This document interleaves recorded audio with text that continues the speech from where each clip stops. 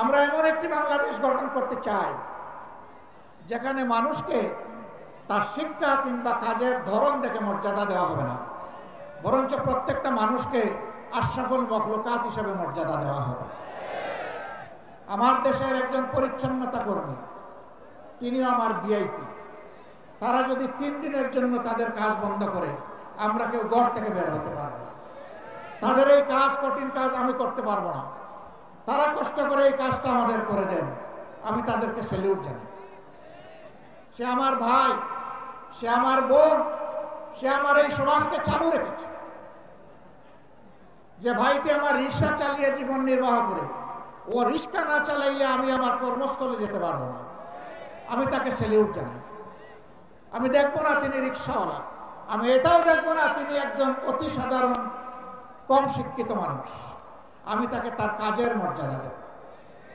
এইভাবে সমস্ত মানুষ, মুটে মাঝি কুলি, যে যেখানে আমরা আছি, শ্রমিক, কৃষক, আপামর জনতা, বিভিন্ন পেশাজীবী, যার যার পেশায় তিনি মর্যাদা এবং দায়িত্ববোধের সাথে দায়িত্ব পালন করবেন ইনশাআল্লাহ। সেই সম্প্রীতির বাংলাদেশ যদি আমরা গঠন করতে পারি, তাহলে এই সম্প্রীতির বাংলাদেশকে রোকার সাধ্য কারোই থাকবে না। এই জন্য আমরা চাই জাতীয় স্বার্থে দল এবং ধর্মের ঊর্ধ্বে উঠে আমরা থাকবো এক। সেই ইস্পাত কঠিন জাতীয় ঐক্য আমরা চাই, যেখানে উলামায়ে কেরাম মর্যাদা পাবেন, পেশাজীবীরা মর্যাদা পাবেন, সকল শ্রেণী পেশার মানুষ মর্যাদা পাবেন। এই যে 24-এর স্বাধীনতা এসেছে এমনি এমনি আসেনি ভাই। 2006 সালের 28 অক্টোবর স্পষ্ট দিবালোকে আলোকে পয়টা দিয়ে আদম সন্তানদেরকে হত্যা করার পর যখন তাদের নিথর দেহ পড়ে তড়পাচ্ছিল, তখন তার উপর উঠে বিকৃত রুচির ওই খুনিরা তখন তারা লাফালাফি করেছিল। সেই দিন বাংলাদেশ পথ হারিয়েছিল।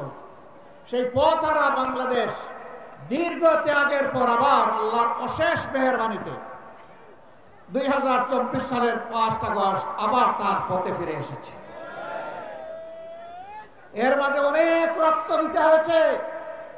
57 জন কমিটির দেশপ্রেমিক চৌকস সেনা অফিসারকে খুন করা হয়েছে 2009 সালের 25 এবং 26 ফেব্রুয়ারি ঢাকার পিলখানায় তৎকালীন বিডিআরের সদর দপ্তরে।